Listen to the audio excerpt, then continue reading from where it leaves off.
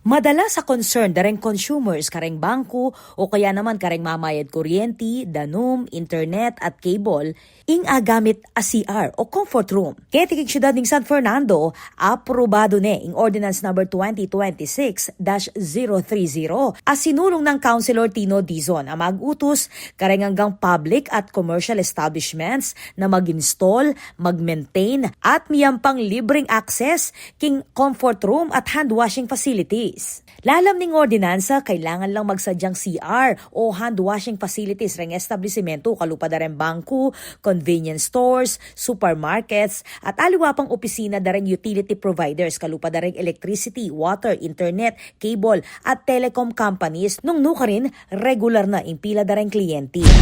Obligantala po ding bangko, convenience stores, na po, po ding kikatamo pong supermarket na dapat at ila pong banyong pwedeng gamitan din karelang customers po.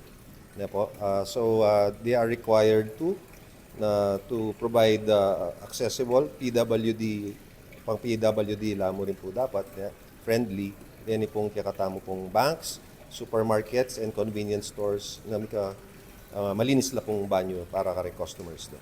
Yung yan po, ala pong diskriminasyon, pwede langan pong gumamit banyo din kaya tamong customers na kareng alaaliwang bangko kayong syudad na ning San Fernando. Kapag nasaning ordinansa na apakibatan ng pamangailangan dareng consumers, amanin naya king karelang transaksyon, lakwas na kareng lugar ating makabang pila. Ito po ang ating queuing, kalupad po ding, for example, mamayad kayong kuryente, danom, cable, dapat po atila mo rin pong banyo din. Uling balutan naman po, experience na mo.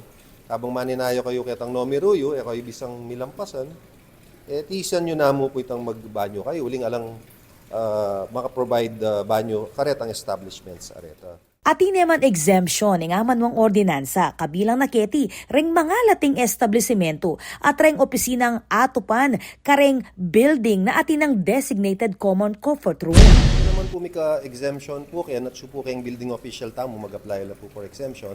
Kalupad na po deta pong timo karindiryang malatila mo po, masyado lang malati. O kanamo po, immediate po na ating banyo kitang luwal na nitang paswulda, ating common banyo. Kalupad mo po din keng mall, kung ating banyo, ating bangko keng kilubdaning mall, kaya ba't ating banyong malapit, pwede na po mag-apply for exemption kung ating naman pong common toilet outside the immediate vicinity po. Bayay timi aproban, dinala niyang panukalaking consultation, kaya beda ring tubod dareng bangko, supermarket at aliwa pang commercial establishments. Mikaan na mabulan compliance period lareng saklo ang establishmento, bang tokyan ing kailangan king ordinansa. Kung alala pong sarili na pong banyo, atin na pong 6 mabulan to comply. Kaya po, manalakad na pong banyo. I think 6 months, makaba niya po itang panahon para mga bidla pong banyo, kareta pong karelang establishments. Pero manuala po, atila pong banyo din kasi siyempre atila pong magobra din. No karila pong makibanyo din magobrada. So i-open dala mo po kay public din ang pong dapat palinis dala. Samantala, kukulait naman ni Councilor Tino Dizon kay publiko na maging responsabli at panatilyang malinis ing pamangamit kareng CR bang apa natili ing masaleseng serbisyo kareng ega na gana.